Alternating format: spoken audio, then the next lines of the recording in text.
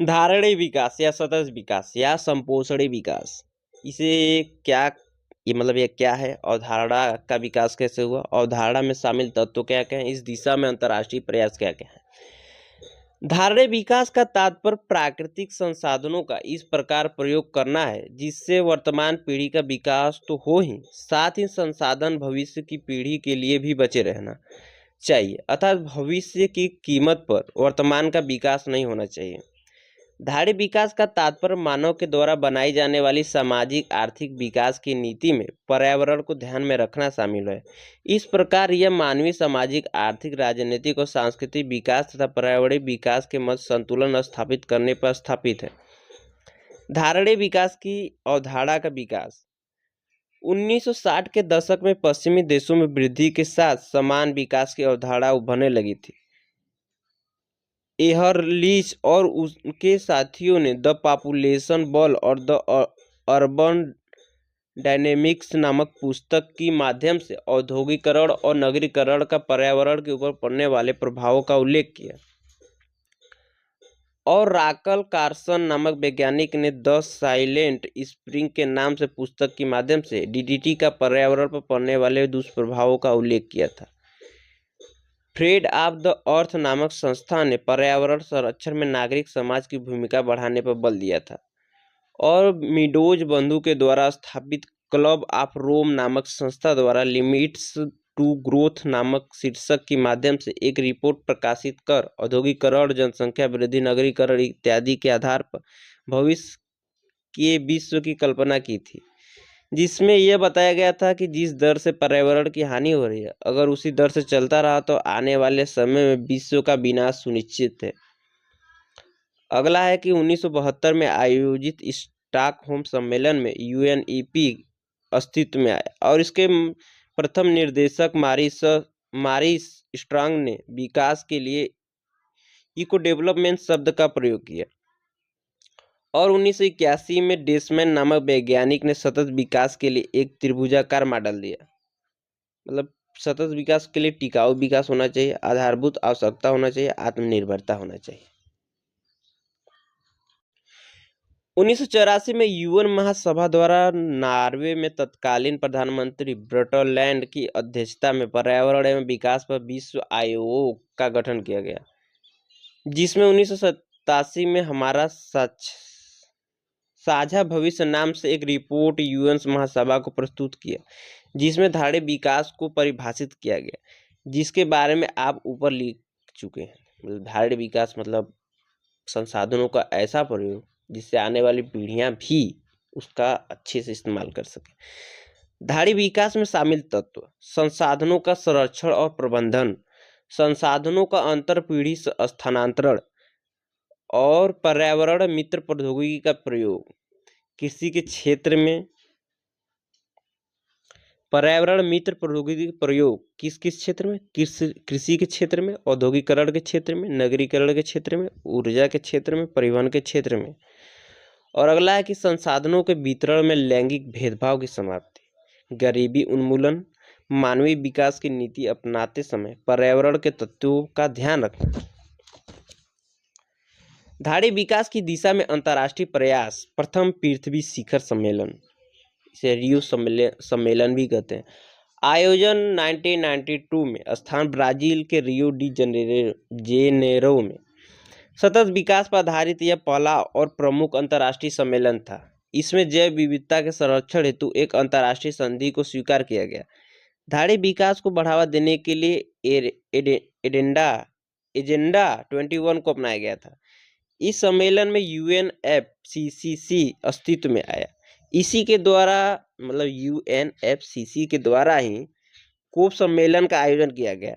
यह कार्बन उत्सर्जन कटौती से संबंधित सिद्धांत लाते हैं, जैसे समान किंतु बिन उत्तरदायित्व का सिद्धांत यूएनएफसीसी के द्वारा ही लाया गया। कार्बन उत्सर्जन में कमी लाने के लिए प्रौद्योगिकी का सुझाव, मरुस्थलीकरण के विरुद्ध एक अभिसमय को अपनाया गया। शुष्क और अर्ध शुष्क जलवायु दशा वाले क्षेत्र में मरुस्थल के आसपास की कृषि भूमि में मरुस्थल मृदा का विस्तार मरुस्थलीकरण कहलाता है। यह प्राकृतिक पर्यावरण के साथ साथ यह मानव के लिए भी हानिकारक है। वन संवर्धन का सिद्धांत लाया गया। द्वितीय पृथ्वी शिखर सम्मेलन 2002 में दक्षिण अफ्रीका के जोहान्सबर्ग में। इसके प्रमुख बिंदु हैं कि इसमें एजेंडा 21 की उपलब्धियों का मूल्यांकन किया गया। इसमें सहस्त्राब्दी विकास लक्ष्य को अपनाने पर बल दिया गया। मतलब MDG UN का सतत विकास लक्ष्य है। मतलब यह 2002 से 2015 की अवधि के लिए था, जिसमें 8 लक्ष्य रखे गए थे। अब इसे संयुक्त राष्ट्र का सतत विकास लक्ष्य नाम दिया गया है, जिसकी प्राप्ति की समय अवधि 2015 से 2030 तक रखा गया है। इसमें कुल 17 लक्ष्य रखे गए हैं, जिनमें 8 सहस्त्राब्दी लक्ष्य विकास लक्ष्य वाले बिंदु ही शामिल है। रियो 20 सम्मेलन 2012 तीसरा है। स्थान है ब्राजील का रियो डी जेनेरो, मतलब जो पहला हुआ था उसी जगह। इसमें सतत विकास लक्ष्यों की प्राप्ति पर बल दिया गया था। सतत विकास को प्राप्त करने के लिए हरित अर्थव्यवस्था को प्रोत्साहन देने के लिए एक पार्टनरशिप स्थापित हुआ, जिसे हरित अर्थव्यवस्था पर कार्रवाई के लिए साझेदार कहते हैं।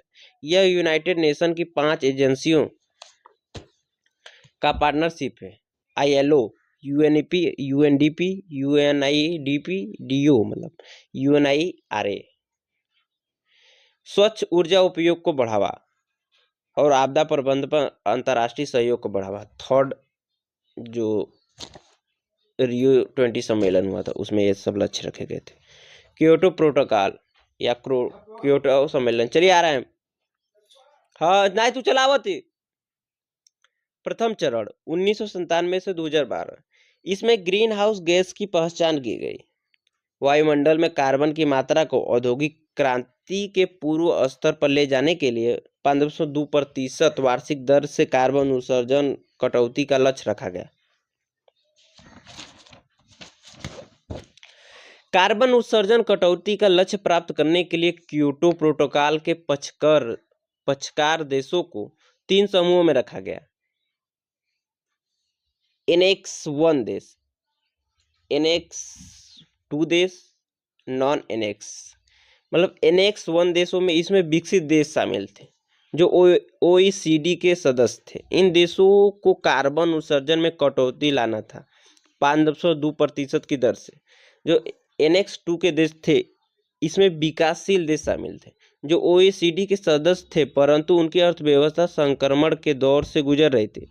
इन देश को 2012 तक कार्बन डाइऑक्साइड उत्सर्जन कटौती से छूट दी गई थी।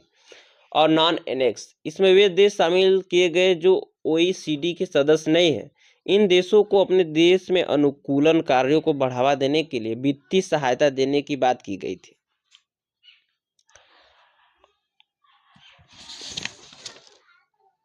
क्योटो प्रोटोकॉल का प्रथम चरण का चौथा बिंदु है कि उत्सर्जन कटौती लक्ष्य को प्राप्त करने के लिए इसमें 2 रणनीतिक पक्षों को शामिल किया गया। पहला कि उत्सर्जन कटौती प्रतिबंध Annex 1 देशों के लिए और लचीला बाजार तंत्र। इसके तहत 3 नवाचार लाए गए। कार्बन व्यापार की संकल्पना, स्वच्छ विकास प्रौद्योगिकी मतलब क्लीन डेवलपमेंट संयुक्त कार्यान्वयन। कार्बन व्यापार की संकल्पना, यह क्योटो प्रोटोकॉल का नवाचार है। इसका अर्थ है कार्बन का क्रय विक्रय है जो राष्ट्रीय और अंतर्राष्ट्रीय दोनों स्तर पर होता है। इसका मुख्य उद्देश्य कार्बन डाइऑक्साइड उत्सर्जन में कमी लाना तथा औद्योगिकरण को प्रोत्साहन देना है। कार्बन व्यापार 2 प्रकार का होता है, उत्सर्जन व्यापार और ऑफसेट व्यापार। उत्सर्जन व्यापार में अगर कोई देश या औद्योगिक प्रतिष्ठान अपने तय मानक से कम कार्बन उत्सर्जन करता है तो वह अपने अविशेष बचा हुआ मतलब कार्बन को अंतर्राष्ट्रीय बाजार में बेच सकता है। इसके लिए उसे UNFCCC द्वारा संस्थापित कार्यालय में आवेदन देना होता है। UNFCCC इसकी जांच कराती है और जांच के बाद उससे प्रमाण पत्र देती है, जिसे सर्टिफाइड इमिशन रिडक्शन प्रमाण पत्र कहते हैं। इसे कार्बन क्रेडिट कहते हैं। इस क्रेडिट के आधार पर अपने सरप्लस कार्बन को अंतर्राष्ट्रीय बाजार में बेच सकते हैं। यूरोपीय climate exchange, Nord Pool climate exchange और ऑफसेट व्यापार। अगर कोई देश अपने तय मानक से अधिक कार्बन उत्सर्जन करता है तो अपने दायित्वों को पूर्ति दो तरीके से कर सकता है। जितना अधिक कार्बन उत्सर्जन किया उसी अनुपात में कार्बन क्रय कर देना। जितना अधिक कार्बन उत्सर्जन किया उसी का अनुपात में विकासशील देशों को सीडीएम उपलब्ध कराना। जो टेक्नोलॉजी है विकासशील देशों को सीडीएम जो टेक्नोलॉजी उसको विकासशील देशों को देना होगा। जन व्यापार का ये कुछ पॉइंट है, जैसे Chicago climate exchange, multi commodity exchange of India, और इसका है साइड वाला मतलब ऑफसेट व्यापार का मतलब सीडीएम उपलब्ध कराने के लिए ग्लोबल इन्वायरमेंटल फैसिलिटी जीईएफ वैश्विक पर्यावरणीय सुविधा की स्थापना की गई और इसकी स्थापना वर्ल्ड बैंक, यूएनईपी और यूएनडीपी के द्वारा की गई थी। पेरिस जलवायु परिवर्तन समझौता, इसे पेरिस घोषणा पत्र भी कहते हैं, COP21 उपनाम दिया गया है 2015 में। ये 4 नवंबर 2016 से लागू है। इस समझौते को लागू होने के लिए 55% कार्बन उत्सर्जन करने वाले 55 देशों की स्वीकृति अनिवार्य थी। फिजी इस पर हस्ताक्षर करने वाला पहला देश था। भारत में 2 अक्टूबर को इस समझौते पर हस्ताक्षर करने वाला 62वां देश बना।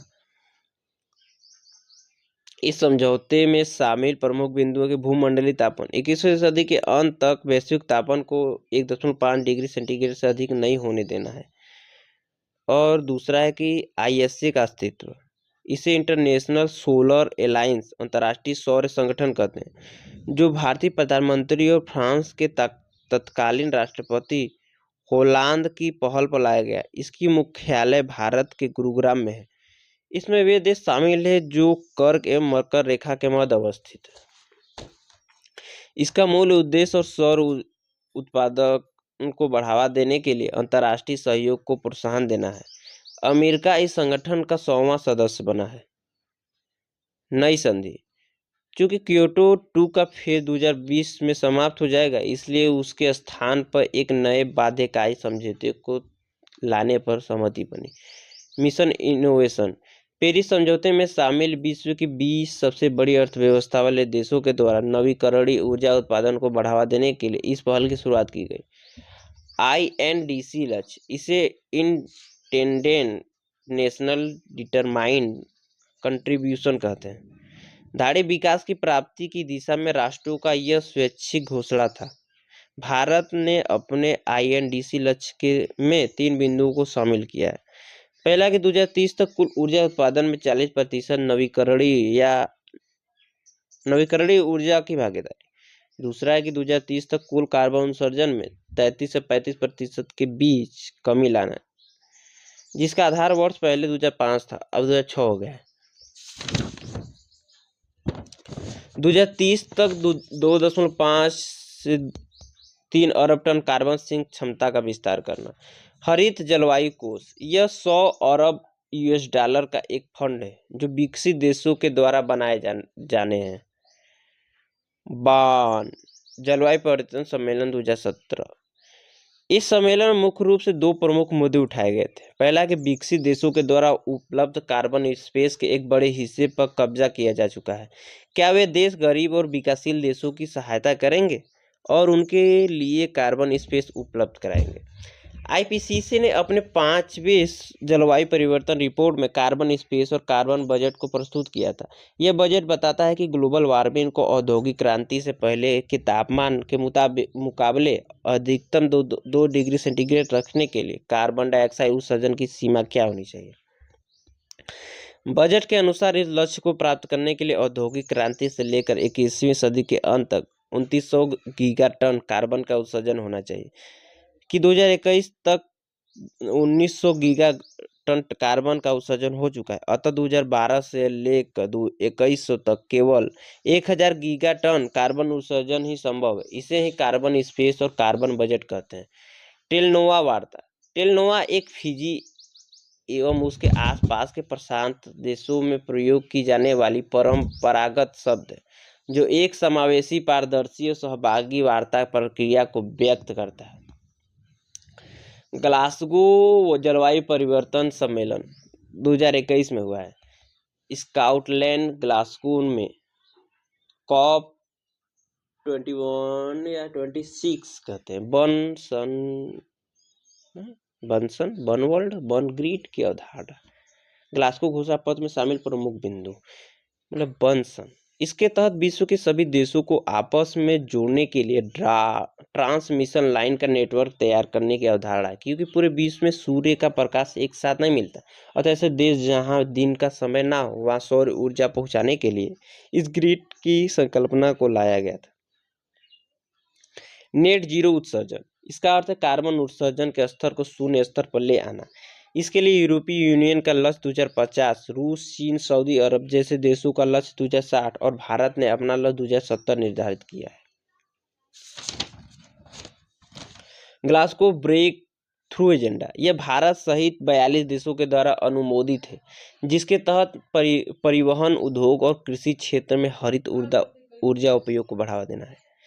चौथा है कोयला उपयोग पर फेज डाउन रणनीति। कोयला उपयोग के संदर्भ में यूरोपीय यूनियन के देशों द्वारा फेज आउट रणनीति सुझाया गया, जिसका अर्थ कोयले उपयोग पर त्वरित पाबंदी से, परंतु भारत द्वारा फेज डाउन का सुझाव दिया गया, अर्थात कोयला उपयोग को धीरे धीरे सीमित करना, जिसे स्वीकार कर लिया गया। इस सम्मेलन में भारतीय प्रधानमंत्री के द्वारा भारत के लिए 5 लक्ष्य घोषित किए गए। 2030 तक 500 गीगावाट नवीकरणीय ऊर्जा उत्पादन, 2030 तक भारत की ऊर्जा आवश्यकता की 50% आपूर्ति नवीकरणीय ऊर्जा के द्वारा, और 2030 तक अर्थव्यवस्था में कार्बन डाइऑक्साइड उत्सर्जन की तीव्रता में 45% की कमी लाना। 2030 तक कार्बन डाइऑक्साइड उत्सर्जन में 1 बिलियन टन की कमी लाना। नेट जीरो उत्सर्जन का लक्ष्य 2070 तक। अगला जलवायु परिवर्तन सम्मेलन मिस्र में होगा। खत्म।